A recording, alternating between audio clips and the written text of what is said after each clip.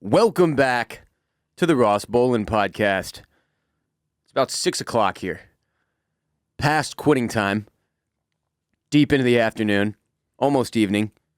Jared just brought me a hot vanilla latte. I got you a hot steaming load. You know it makes me foamy and bloated. Is that a reference I don't get? I'm going to sip this coffee, Jared. Love a late day coffee on occasion. And coffee really does power the world. It's bizarre. Like, I'm not really one of those don't talk to me until I've had my cup of joe people, but they are out there. And they're dangerous and angry. I'm glad you're not, because I get here like right probably before you would have your cup of joe, which that means every morning I'd walk in and be like, hey, Ross, and you'd just be like, Jared, shut the fuck up. Well, in fairness, I probably have mine like 2 hours before you wake up. Yeah. It's usually like 7:38 when I have mine. Okay. Yeah. You think I wake up at 10? No, I'm just joking. But you normally don't have to worry about that is my point. I get that shit in quick. But even if I don't, like on a day where I'm like, maybe I feel a little pep in my step and I forget to have some coffee as a result, I'm good. I may feel it a little in the afternoon and wish that I had had that cup of coffee, but I'm not one of those people that I'm like, stay the hell away from me until I've had my cup of coffee. Like Big Cat on Pardon My Take. He'll murder you, man. He loves coffee. Like, he'll eat you. Also, noted person who called me Cactus Jack. Yeah, he's one of the many, many Cactus Jack embracees that are out there on the internet. But he did promise to stop calling me that. So, Ross, here's my thing with coffee. I'm currently drinking an iced coffee. You can hear the ice rattling, maybe. Oh, yeah. So here's the kind of person I am. Not a nice coffee guy, by the way. Don't really get it. Don't care if it's 110 degrees. I want my hot, steaming, foamy latte. I get that, but here's my deal. I am hot coffee in the morning, cold coffee in the afternoon. It switches it up.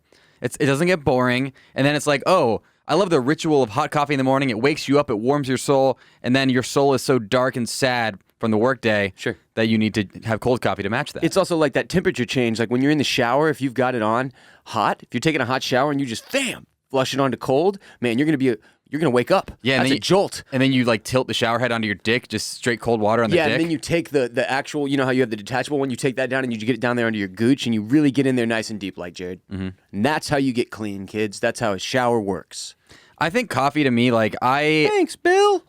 Coffee made out really well during the pandemic. Bill? It did. Well, I mean, what the fuck else were you going to do? You literally, last year in 2020, this is all we had. It was one of the few things we still had. It was one of the few things that you didn't hear about a fucking shortage of that we all needed. It's probably because the markup on it is so good. It's like, hey, here's these beans, and I'm going to charge you $5 for a cup of the juice from these beans, where it's like $8 for a bag of coffee that makes 100 cups? I have no fucking idea. I haven't made coffee from beans in my entire life. I use a pod like a normal person in 2021. Slap it in there, press the button, there's my coffee. Drink it and go about my business. You know that the creator of the Keurig has come out and said that his biggest regret in life is creating the Keurig. Yeah, but that's for pollution and recycling issues. Pretty crazy. Like, well, you putting that on me? No, you putting that on me? You're saying that as a Keurig user, it's my fucking fault now that guy invented the Keurig? I don't think so. I'm just saying maybe you should start grinding your own beans, you polluter. Hey, look, this is from a local coffee shop across the street that I'm drinking right here in my hand. All right, son? I support local homegrown beans. You support local pollution. Did the Colombians clean up last year? In what? Aren't they like the coffee kings of the world? Coffee and cocaine, that's what they do? I actually don't know what the biggest coffee exporting country is. It might be Brazil. Colombia. I don't think Colombia is big enough to Colombia. Be able to. So the biggest ones I know are Siri. Ethiopia's big one, Venezuela, Costa Rica, Brazil, Indonesia. That Indonesia has the coffee beans where these local jungle cats eat them, poop out the beans, but they can't digest the beans, and they sell you the poop, and you roast the poop that has the beans in it. Looks like it is Brazil. Yeah. And Vietnam. Oh, did not know that. And then. And then and only then. Colombia. I'm actually drinking a Vietnamese coffee right now. My dad's big into Vietnamese coffee and things in general, I think. It's incredibly bad for you. Is it? It's got a bunch of condensed milk in it. Swag. Don't know what that means. Don't care. I have a question for you, Ross. Sure. What's condensed milk? Do they boil the milk until it's more milk-y? Did you hear what I said? Don't know what it means. Don't care. What's evaporated milk? They take the milk into a sauna and they sit with it and have a chat until it evaporates, and then they wait for it to drop down from the ceiling, collect it, and put it into your coffee. Okay. Well, it's weird that you know what that is, but not condensed milk. But I digress. I'm very specific in the things that I study. I need coffee to function. I'm 2 cups a day minimum, sometimes 3. I told you this. I mean, you know this. I think you came around the company that Jared and I worked at where we first met, where I started my career. Was the first place I ever drank coffee. I never had coffee in college. My parents never let me have a cup of coffee in middle school or high school or anything like that. You know, I just wasn't one of those people that ever had coffee. I didn't care. Frankly, like, energy was never an issue for me, okay? I was fucking crazy, all right? And so I started drinking coffee when I hit the real world because it fucking sucks getting up at 7 a.m. and going to work and then doing that for 12 hours and then going to sleep and then doing that over and over and over and over. It's exhausting. And that's all you do in your 20s. Like, that's it, you know, if you're me, anyway. You work really hard and hope that maybe you'll get lucky and have some kind of cool opportunity. And at one point, it got really bad. And I was having about 8 cups of coffee a day. That's a lot of cups. And I was getting real jittery and I couldn't sleep at night and it was bad and it messed with my anxiety. And then I quit. I said, no more fucking coffee. And at that point, I was like doing all the weird shit that y'all do, trying all the different new, you know, flavors they pump out or whatever the shit. And then when I came back, I said only vanilla lattes from now on. And it's usually just 1 a day. And that's it. I don't know how that happened. But speaking of sipping coffee, I also have like a real problem with chugging drinks. Like, it's taking everything in my willpower to sip this slowly and enjoy it because I know we've got, you know, another 45 minutes to an hour to sit here and talk to each other, and I need it. But, God, it's good. Yeah. It's tough. The good tasting coffee drinks, a lot of places have a specialty drink. It's got like a special blend. I'm thinking of Summer Moon Coffee here in Texas. Special blend. Shouts to Summer Moon. Please give us free coffee as we enjoy your coffee. And the, what do we call it? The Moon Milk. What do we call it, Jared? The Wizard Come. Thank you. He looked so ashamed, but that is what we call it. It's delicious. Don't let that stop you from sponsoring the show. We won't call it that if you sponsor the show. You know what? That's the threat. Frankly, we're blackmailing you, Summer Moon. You can either sponsor the show, or we can tell everybody to come in and order Wizard Come. I love that shop so much. So if you want to know how this goes, yeah. Ask Chipotle, because they're still suffering from refusing to cut the check. Jared, back to you. Back to you, Jared. I'm so happy that was the correct Still don't have one. to do it after I say it. Back to you, Jared. Back to you, Jared. Doesn't make sense. No, okay. You just don't. Go ahead.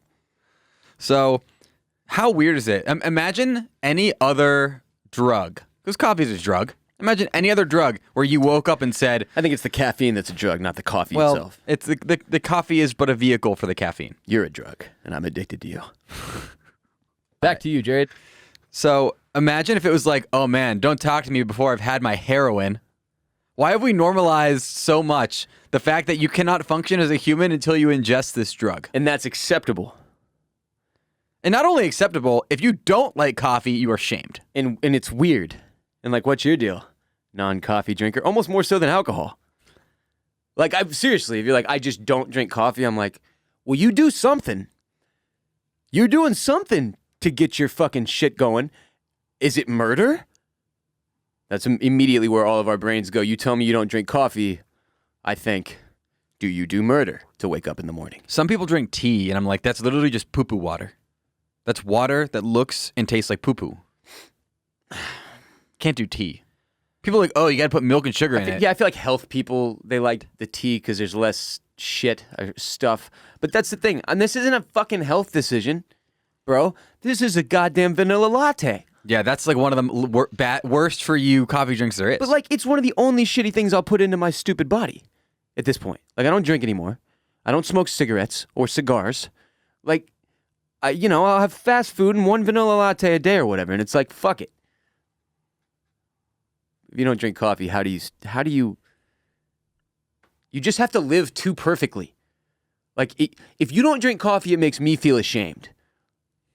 Like, fuck you, man. You don't need help? Oh, cool. Well, I desperately do. So I'm going to suck down this 780 calorie vanilla latte and go shit my pants in the back.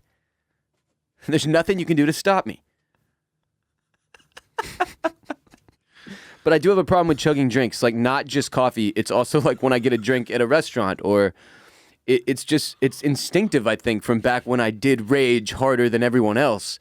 And I just couldn't stop. Like back at Matt's El Rancho in the day, back at Matt's El Rancho, in the day, I'd go through 3-4 drinks before anybody else got a refill because I was insane. I did that once. We went to, you were there. Actually, no, you might not have been there. We went to all you can drink wine at this steakhouse. Definitely wasn't there. No one would invite me to something like that because most people know better. It was steak night at Josephine's. I mean, certainly not now because I'd be wildly insulted. Well, they poured my wine first, and so I chugged it before she had poured everybody else at the table's wine, and so she had to pour my wine again. Swag. And yeah, just for the record, I just don't like, if you don't drink, you don't want to go to events that are circled around drinking. It's just not very fun. Yeah. If you don't smoke weed, and I was like, you want to go to my couch and lay down and watch a fucking stupid funny movie? You'd be like, no. Why the hell would I do that? That's creepy. That's weird, and I'm not high. That's the thing about weed. It's made it so that you can't even invite a friend over to watch a movie unless they smoke. Otherwise, they're like, this is fucking weird. You trying to dude. fuck me, dude? No. I just smoke weed. No, I'm just high. This is what we do. We sit down and we watch the funny films. This isn't sexual. Why are you trying to buy me dinner? No. I've just got the munchies. It's just pizza and wine. What? You drink? You like wine? What? It's not for me. Those pills are for me. Are they blue? I'm not taking that bait. Okay. Anyway, Kung Fu Panda is a top 10 movie of all time. We're recording without Bruce and Bella in the house for the first time in a minute. And if you know anything about me, it's very likely you know my dogs. 2 8-year-old Aussies. I love them like family, and I want them taken care of, which is why I'm so stoked about our new sponsor, Jinx, who is now the official provider of all Bolen Media dogs food, including Jared's awesome dog, Millie, who has been spending time at Bolen Media now, too. She's been up here getting along with Bruce and Bella. It's been really cool to see all 3 dogs together. But look, folks, this is simple. Listen up. Our modern dogs do more sleeping and lounging than hunting or working, and to keep our pups happy and healthy, most modern kibble falls short on the nutrition dogs need. Real quality ingredients without the added fillers. Dog parents, meet Jinx, the internet's fastest growing dog wellness brand, and your dog's new favorite kibble treats and dental chews with recipes proven to support digestion, immunity, and heart health. I love the word kibble. Kibble. Jimmy Kibble. It's my favorite late night host. Jimmy Kibble. Designed by dog parents, formulated by pet nutritionists, approved by veterinarians, and loved by dogs. It's Jinx, Jared. Every recipe is crafted with real protein, superfood ingredients, and a patented probiotic. Packed together in a complete balanced kibble. Yeah, Bruce, he looks at the bag of Jinx and he's like, get inside me, B. Oh, they love it. They can't get enough of it. And it was designed with picky eaters in mind, so if it's not your dog's new favorite food, the Jinx team will make it right with their 100% money-back guarantee. Bruce and Bella love it. Millie loves it. I've got a 90-pound Doberman, a Cavalier Pomeranian, 2 toy Aussies, and an Aussie Doodle all loving Jinx over here. Try Jinx. Get 40% off your first subscription order at thinkjinx.com/RBP. That's thinkjinx.com/RBP. Jared, everyone knows we have a firm stance against gender reveals. We don't like them. We do not approve of them. We say, why don't you just put the announcement online and not risk anybody's life? Yeah. RBP firmly against gender reveals. They cause widespread suffering, death, and chaos, unchecked year by year, baby by baby, boy by boy, girl by girl, blue and pink, and fuck it all has to stop. Greatest terrorism threat right now in the world. People are dying, Jared. But the bar has been raised. A new gender reveal went viral on Twitter over the last week, with over 24,000 retweets, and it will forever be known as the WWE gender reveal. And it has raised the bar significantly, and here's what I mean. Not only did no one die, and the gender of the baby was successfully revealed, which I will not spoil for you here, in case you haven't seen it, but it was wildly entertaining. There was. And I fucking hate wrestling. Like, it's 2021, dude. Wrestling real wrestling was cool in ancient Greece. The outfits still haven't been updated. The fake version is somehow better than real wrestling, which says a lot about the sport as a whole. Can you imagine if the Harlem Globetrotters were more entertaining than the NBA? That would be pretty indicative that basketball is a shit sport, would it not, Jared? It would be. Now, I have a question for you. When you take like professional wrestling fans, I mean the fake one, what percentage of them do you think don't know it's fake? Higher than we'd all like to admit, especially based on the findings of the last 2 years. Too high. I remember being young. I'm talking 12 to 14 years old, and still being really confused about how much of it was real versus fake and what that meant. And then the argument got inserted that it's not, how is it not real? It's these athletes competing and entertaining. The winning and losing part is inconsequential, but that doesn't make it not real. And then that really screwed up my head. And then the fake wrestling being far more entertaining than the real wrestling is it's mad confusing. Then this gender reveal, and now I'm like, look, this gender reveal took tenets of all of professional wrestling's best moments, right? You think the guy's getting pinned, he gets out of it.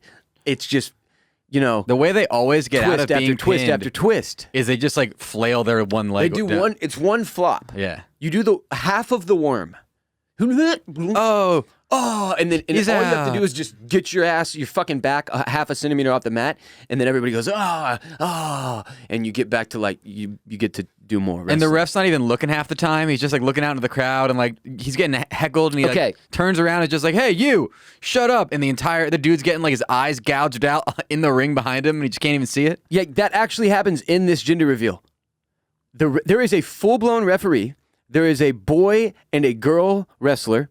They're both boys, and they're dressed in blue to represent the boy baby and pink to represent the potential girl baby. And this is a full-sized wrestling ring in somebody's front yard in what looks like a very nice neighborhood, a very well-kept yard, incredible trees, foliage around, nice luxury vehicles. And, I mean, this is 30 people gathered around.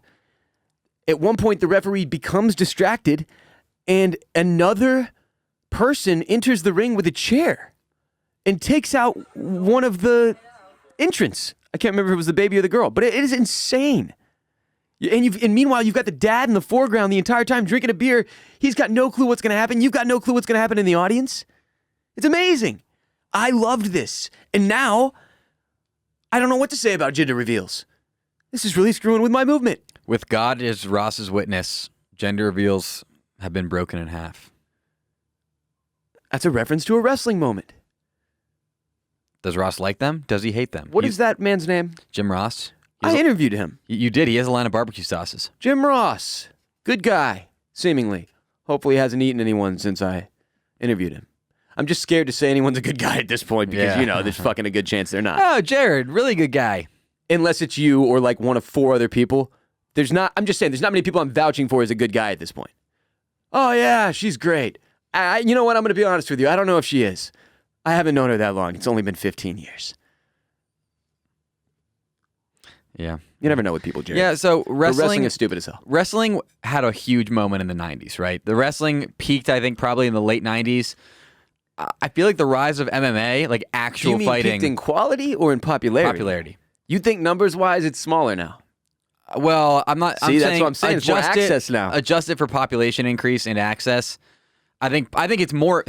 Mainstream pop culture. Wrestling was more relevant, I think, in the 90s. I'm just going to Google how popular is wrestling today and do some research while you talk. I think MMA, actual real fighting where people actually get their shit beat in and they get their faces pummeled and they pass out, I think that has replaced wrestling. You think that's fucking up wrestling bad?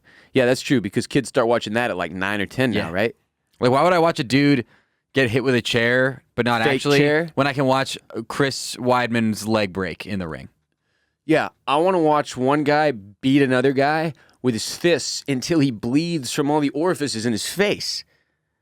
That doesn't happen very much in real wrestling. Yeah, I actually would like to say Chris Weidman's leg breaking was one of the more disgusting things I've ever seen. Don't know who that is. Don't look it up. I would like to say that I really enjoyed the movie The Wrestler starring Mickey Rourke. Mickey Rourke. Great film. love that side of the story, still don't care about wrestling. Yeah, wrestling, I think I don't know how long it is for this world. It seems to have a lot of fans. I'll tell you how long. It's forever, and this is never going away, and it's a huge segment of the country and the world that I'm sure we'll hear from in force, as we have upset them, no doubt. Who's your favorite wrestler of all time? I add the accent at the end of the segment. Really, though, I think my favorite was, because I played the video game, right? Yeah. Like, I played the old school N64 wrestling video game. That shit was awesome. I was a big fan of Big Show, but also Sting. Like Roxanne. Like that guy? He wrestled? No, like Sting, like every step you take. Oh, I thought you meant like every move you make. That's Sting. I dream of stars, LA, LA. Yeah, that's Sting. Oh, okay. Desert Rose. That's Sting. Desert Rose Sting.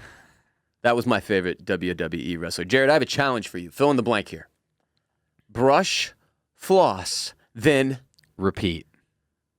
No, Jared, rinse. Rinse, Jared. And many people don't say rinse, which means you may not be getting a complete clean. Mouthwash is a key part of your whole mouth's health because it gets between teeth to kill bad breath germs and help strengthen enamel. Thankfully, the oral care experts at Quip created a super simple way to make mouthwash part of your daily oral care routine. Jared is holding it. We have been loving it over here at Bolen Media. You know Quip, the makers of the electric toothbrush and floss you hear all about all the time. We've been talking about them for years. They've been great long-term supporters and sponsors of RBP. I've been using a Quip for probably 3 or 4 years now. And it really is the greatest toothbrush ever made. They're phenomenal. They're awesome. They come in a variety of different colors. They've got kids' sizes and kids' flavors in the toothbrush as well if you've got kids. Their toothpaste, speaking of which, is phenomenal and very delicious and effective, as well as the floss and the gum. And now, Jared, the mouthwash. I use this stuff all the time. I've got the coolest thing about it. Regular mouthwash is like, oh, it's dyed blue and it's in this like container, and you like don't want to have it on the counter because then people are like, oh, this guy's got a gross mouth. It's unsightly. It's spilly. It's just kind of a crusty, gnarly, gross, disturbing liquid. It's blue abadi. It is. So what Quip does is they have this like, it looks like it's Swedish designed. Would you say that? It does look, it's a very fine design. That's all I'll say about it. It's a refillable dispenser that's delightful to use and sleek enough to fit on any bathroom counter. That is what I'll say about it. Yeah. It's literally like, it makes your bathroom look cooler because it's like sleek, beautifully designed. It blends in. People just think it's a decoration, but really it's a mouthwash. People are going to walk into your bathroom and look at it and go, holy God, that's beautiful. And then they're going to notice that it's a mouthwash and go, oh, wow. This person really cares about oral health. I'm going to get out there and suck on them. I'm just kidding. But seriously, it is phenomenal. It's Quip. And all you have to do is go to getquip.com/RBP5 right now, and you can get $5 off a Mouthwash Starter Kit. That's $5 off a Mouthwash Starter Kit, which includes a refillable dispenser and a 90-dose supply of Quip's 4 times concentrated formula at getquip.com/RBP5, spelled GETQUIP.com/RBP5, Quip, the Good Habits Company. Affordable refills, free shipping. Yes. So easy to keep your whole mouth healthy with Quip. Join the over 5 million mouths already using Quip and start swishing today. Stay tuned to our Instagram story because I'm going to upload a beginning to end of how to use the Quip mouthwash. Wow. You can see what it looks like, watch me use it. Yeah, I'm a nice guy. Helpful Jared. That's what they all call him. Helpful Jared. It'll be up this week. Getquip.com/RBP5. New code. URL. New code. New URL.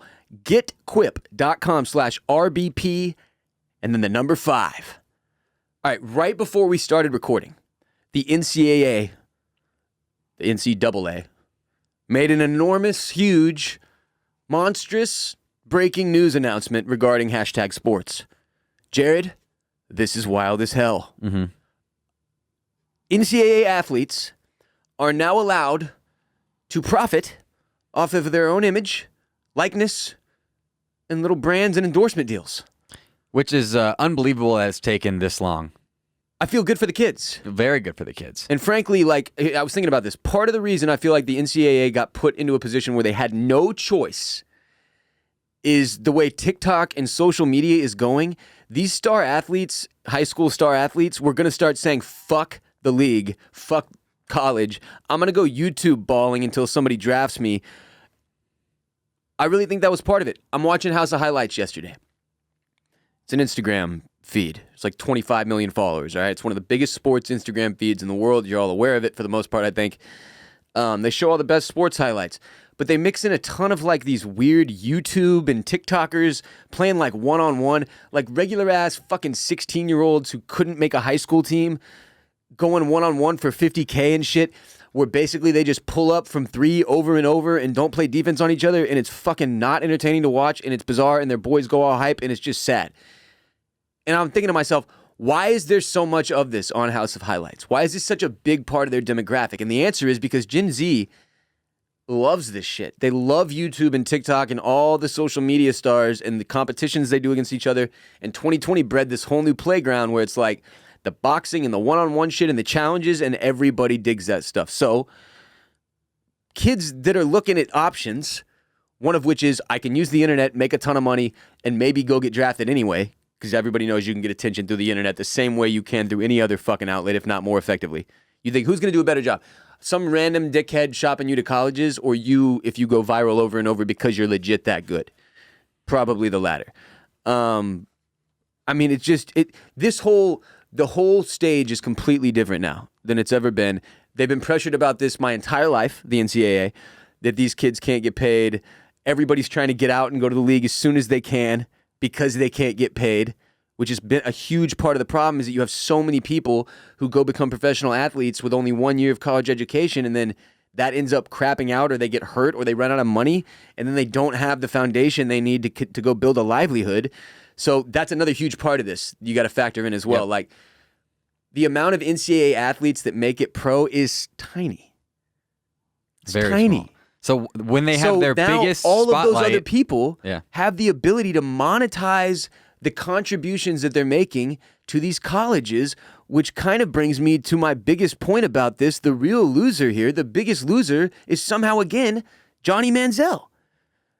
Because that's the last guy to miss the bag, and it would have been the biggest one out of anybody that's ever been a star in college, including anybody I can name from my lifetime or any prior.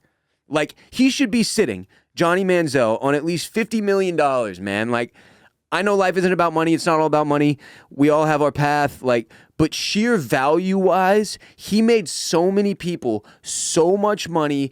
Like, I'm talking the University of A&M, ESPN, the NFL, the NCAA, every bowl game he participated in, whatever brands were affiliated, Nike.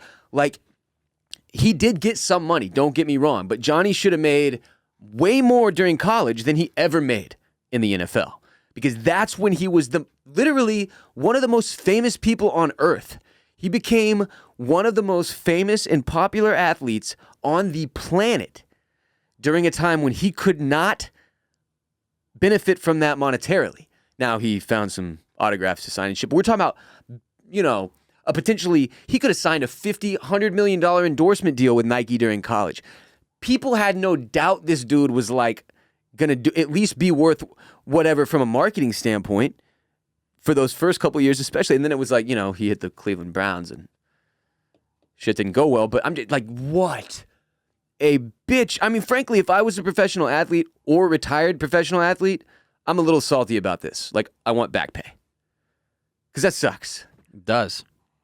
I think there's two big ramifications from this. One of them, we're almost certainly going to get NCAA football again, right?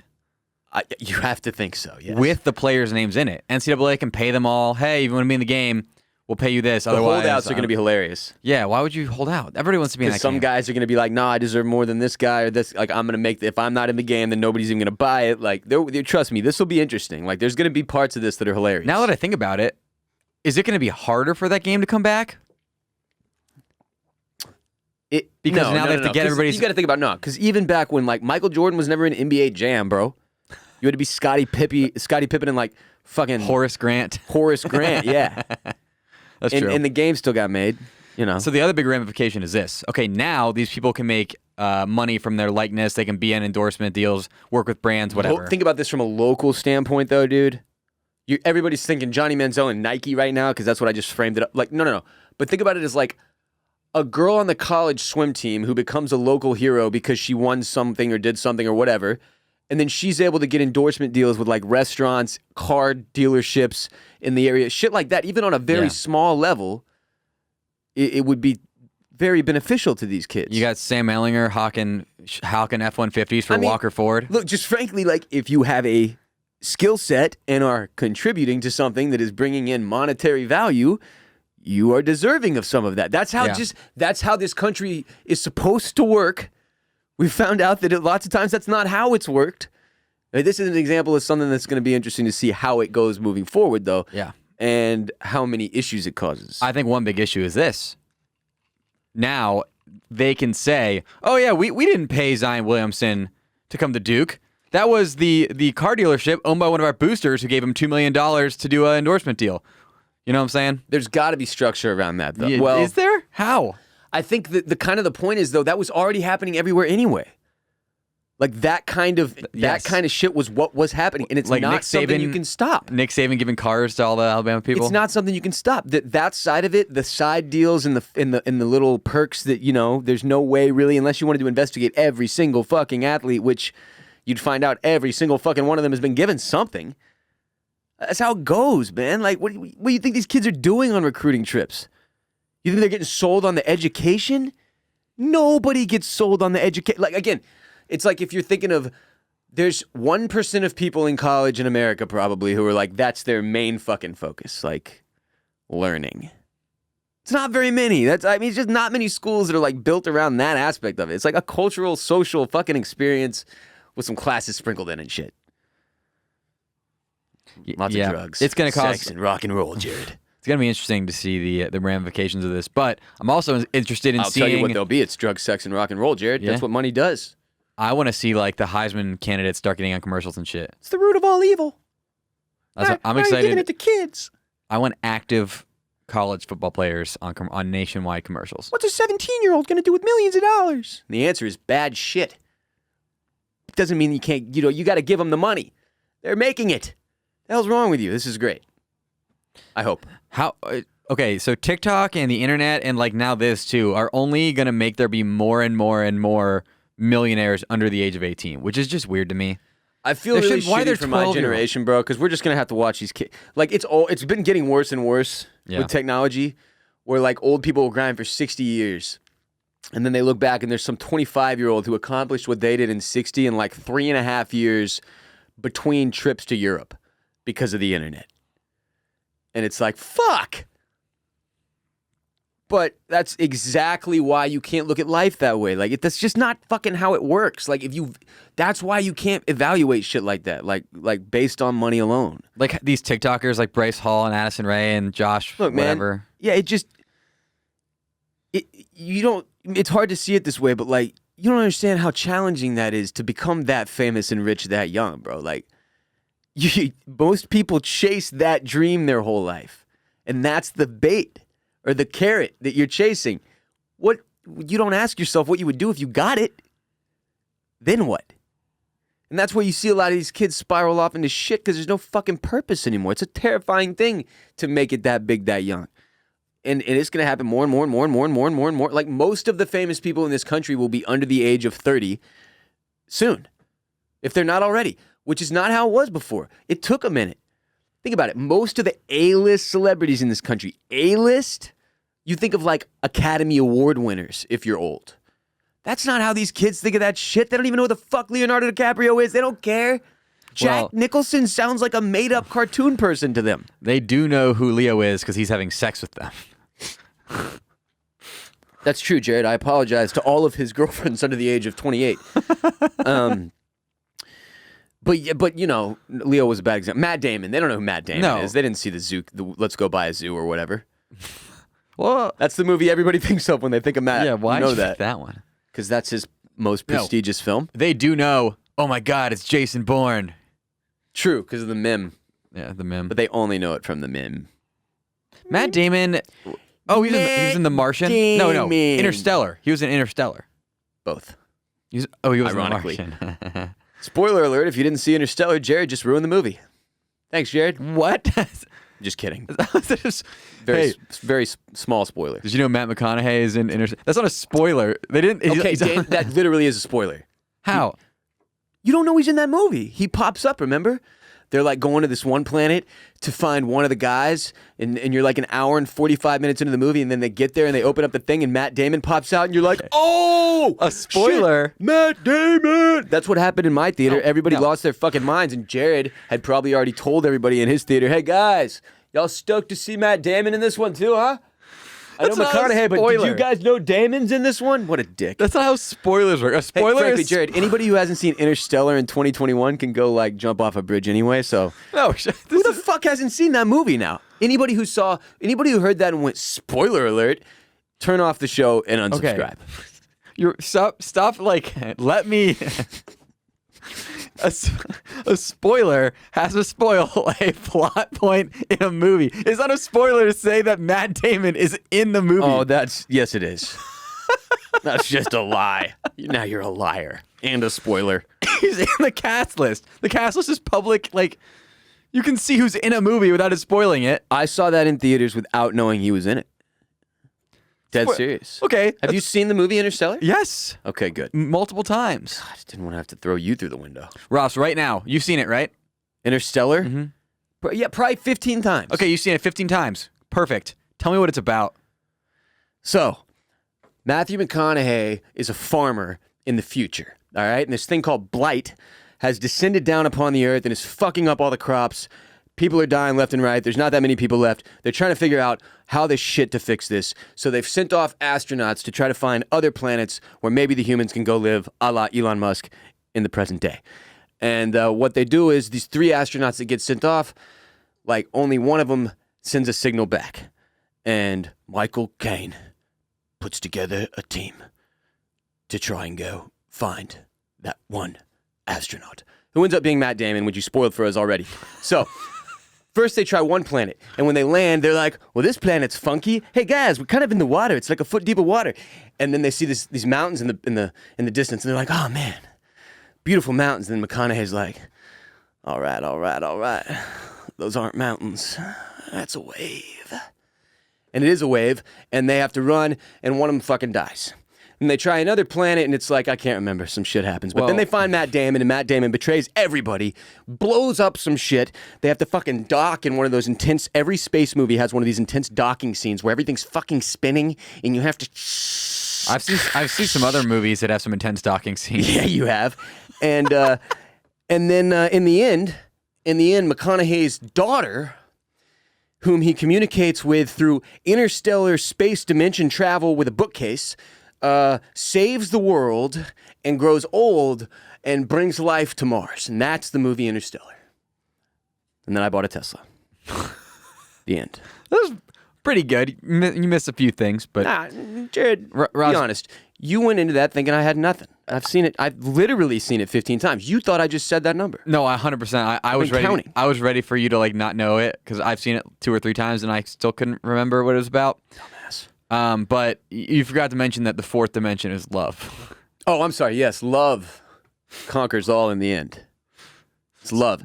And it turns out bookcases are huge keys in being able to communicate through space and time with your loved ones in an effort to get them to stay. Also, Hans Zimmer is the GOAT. If you ever, maybe, I'm not going to say it. Hey, moving back to you, Jared. Moving on. Back to me, Ross. Today's episode is also brought to you by our new sponsor, Magic Spoon. And if you love cereal like I do, it's time to celebrate, baby, because Magic Spoon makes delicious cereal in every flavor you could possibly want with ingredients that aren't garbage. So if you like having a couple bowls of cereal before bed, like me, you won't feel like trash in the morning anymore. Seriously, Magic Spoon has changed my life. 0 grams of sugar, 13 to 15 grams of protein, only 4 net grams of carbs in each serving, only 140 calories a serving. It's keto-free, gluten-free, soy-free, keto-free, low carb. Keto-friendly. Keto-friendly. They've got cocoa, fruity, frosted, and peanut butter. 4 great flavors. Go to magicspoon.com/RBP. Grab a variety pack and try all the flavors today. Be sure to use the promo code RBP, by the way, when you check out to save $5 on your order. Magic Spoon is so confident in their product, it's backed with a 100% happiness guarantee. If you don't like it, which would be bonkers, they will refund your money, no questions asked. Remember, get your next delicious bowl of guilt-free cereal at magicspoon.com/RBP. Use the code RBP to save $5 when you check out. Magicspoon.com/RBP, baby. The big thing to do when you use code RBP, magicspoon.com/RBP, is to mix together, in my opinion, the cocoa and the peanut butter to have Reese's Puffs, like, you know, it's like oh my God, Ross is licking the box of Magic Spoon, the frosted box. Interesting. It's like a better version of Reese's Puffs, and you can get them in the mail by using our code magicspoon.com/RBP. It's the way to do it. If you like cereal, It's a URL, not a code, but sure. Yeah, No, also use the code. Just kidding. Fuck you, Jared. The read's over. All right, I just want to say, before we leave, Tyler, the Creator's new album is very, very good. I wrote about it a little on Patreon this morning. I can't stop jamming the shit. The features are perfect. The DJ drama screaming random shit about eating French vanilla ice cream with babes where everyone has their toes out is impeccable. The entire thing is a work of art. It's a genre-breaking collection of music. I'm very excited about him getting angry about each category he gets nominated for at the Grammys. That will be hysterical. The dude is a genius. Like, he's a bar pusher. He's a habitual line stepper, and he inspires me to be better, like Mark Wahlberg. That's who you picked? Inspired to be better. Inspired to be better every day. I picked The Rock. But Mark Wahlberg's... Yeah, Jared's not respecting Mark Wahlberg, no. Mark Wahlberg nearly enough here. His slogan, his catchphrase is inspired to be better, Jared. Hashtag inspired to be better, you fucking pathetic loser. You would know this if you were inspired to be better like I am by Tyler, the Creator, and Mark Wahlberg. Can I have a counterpoint to this? Sure. If Mark Wahlberg truly inspired to be better, he would have been on that flight, so we actually could have stopped the terrorist attack. If he inspired to be better, he would also masturbate, in my opinion. Which he does not believe in or understand. There is a quote where he explains that he doesn't get masturbation, which I've probably talked about 10 times over the course of the 400 episodes of the show we've done or whatever. And I still don't... Here's what I don't understand, Marky Mark. I don't understand being stupid enough to think that you could explain to other people that you don't understand masturbation. Because it's really fucking straightforward. What is there to understand, Mark? The humans like the pleasure that comes with the sexual activity that you can bestow upon yourself, brother. That's the whole bag. There's no fucking secret angle here. Guys acting like it's complicated. You remember when Jim Harbaugh... I get so much pussy, I don't understand masturbating. Oh, okay, dude. Sure, Mark. What a tool. You could have stopped 9/11. Get the fuck out of here. You and Jeremy Renner should live on Dork Island together and eat each other's coins.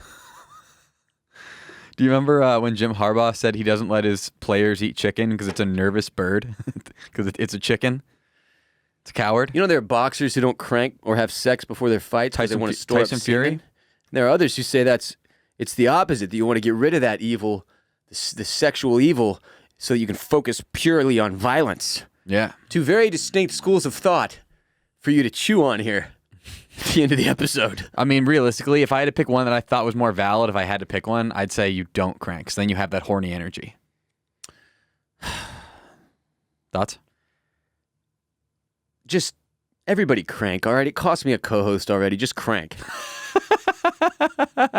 So if I had to pick 3 songs off Call Me If You Get Lost to be my favorites right now, they are as follows. 1, Hot Wind Blows. All caps for all of his song titles, by the way.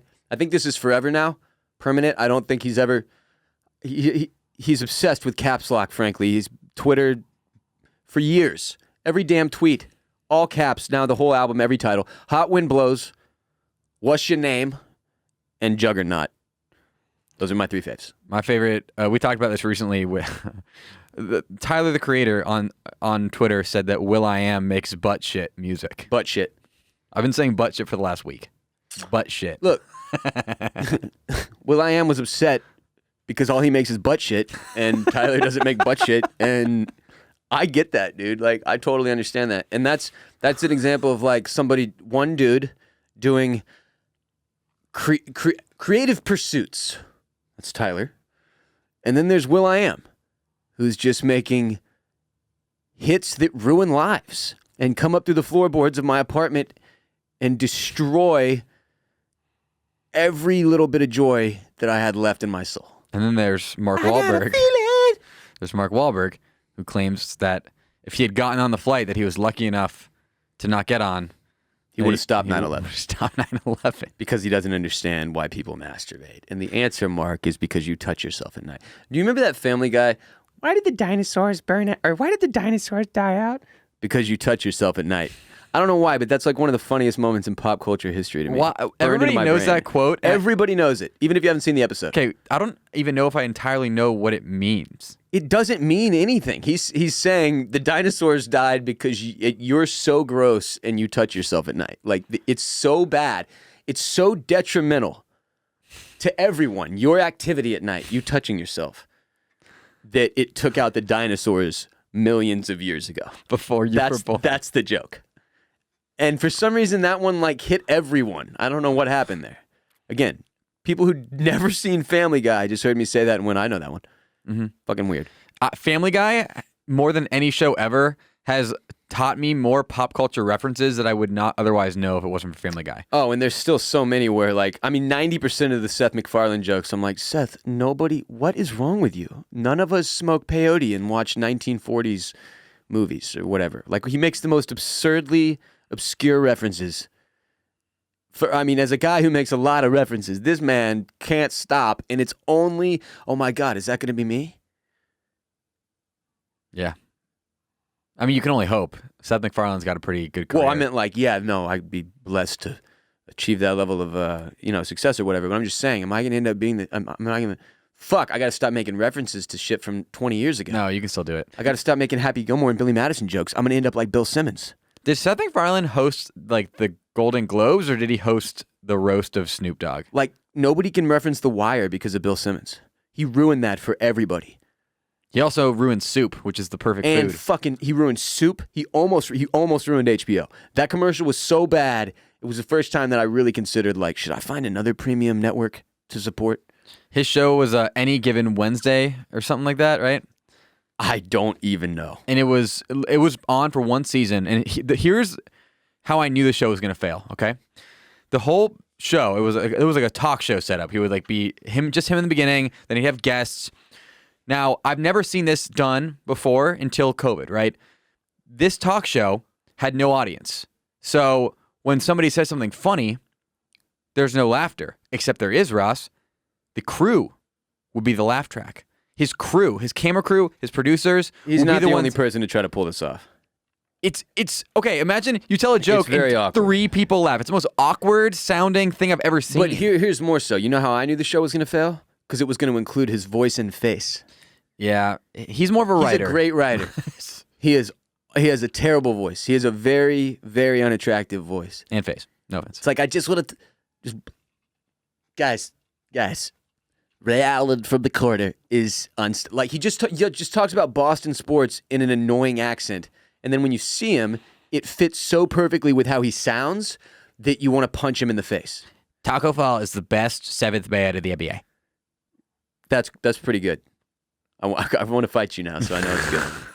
Simmons sucks, man. I'm not a fan. Look, I get it. I appreciate it. I respect it. Thanks, like, for the path and shit. But like, nah, that guy sucks.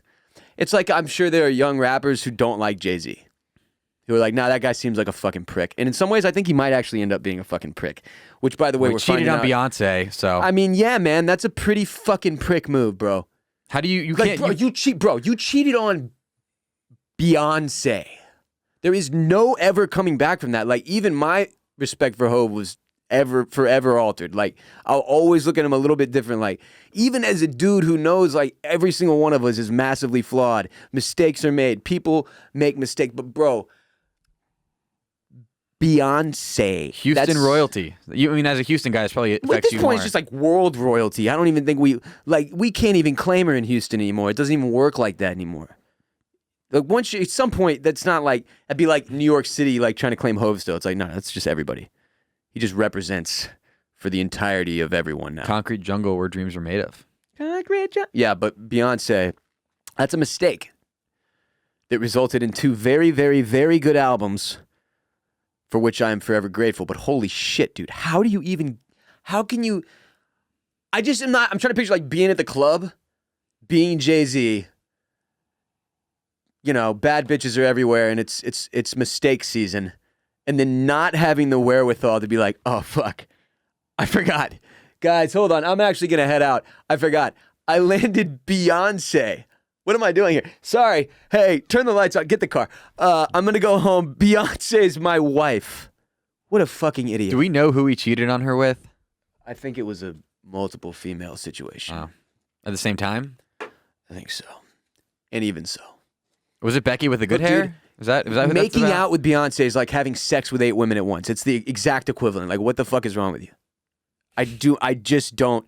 And you had to, like, he had to have known the vengeance, like the wrath. It wasn't going to be divorce.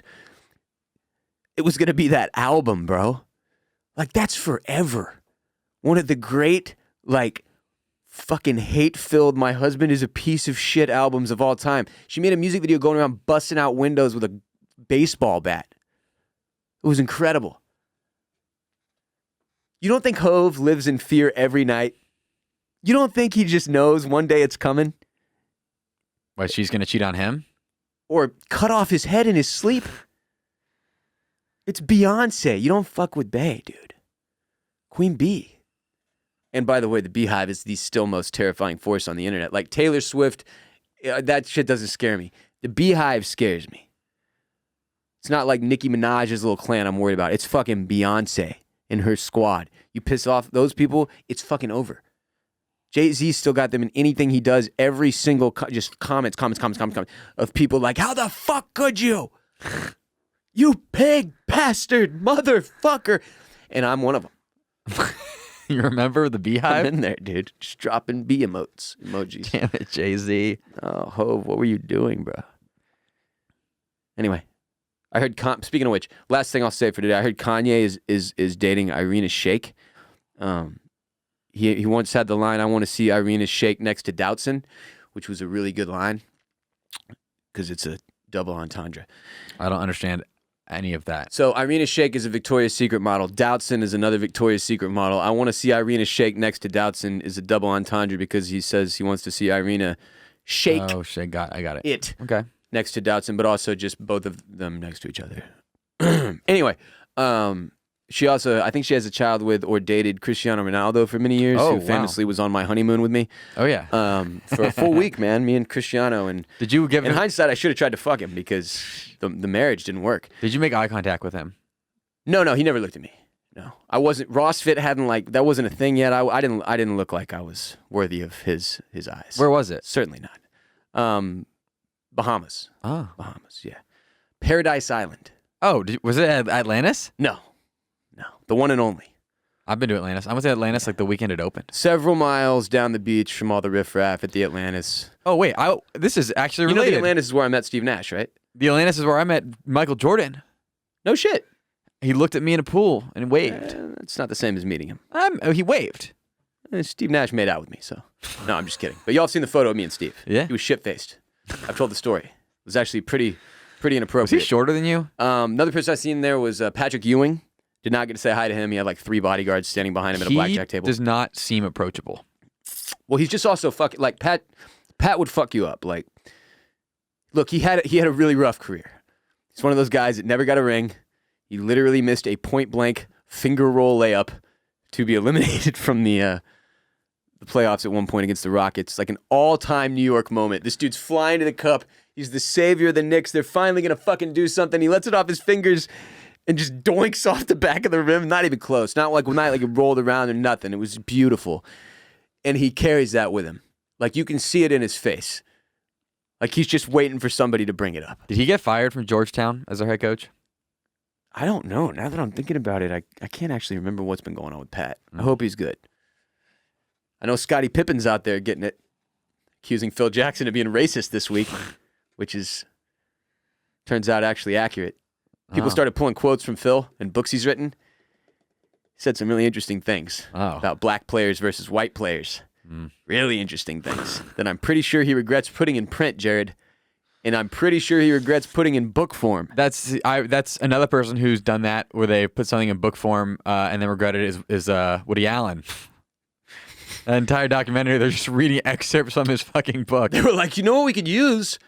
The audiobook Woody put out last year. What a moron. Thanks for helping us narrate, Woody. Yeah, what a sick fuck, that guy. Ugh. I prefer Hoodie Allen. How the hell did we get to Patrick I got Ewing? a fake ID and a checklist. How did we get to Patrick Ewing, though? Oh, you met him at Atlantis. Nope, didn't meet him. Just like you didn't meet Michael Jordan.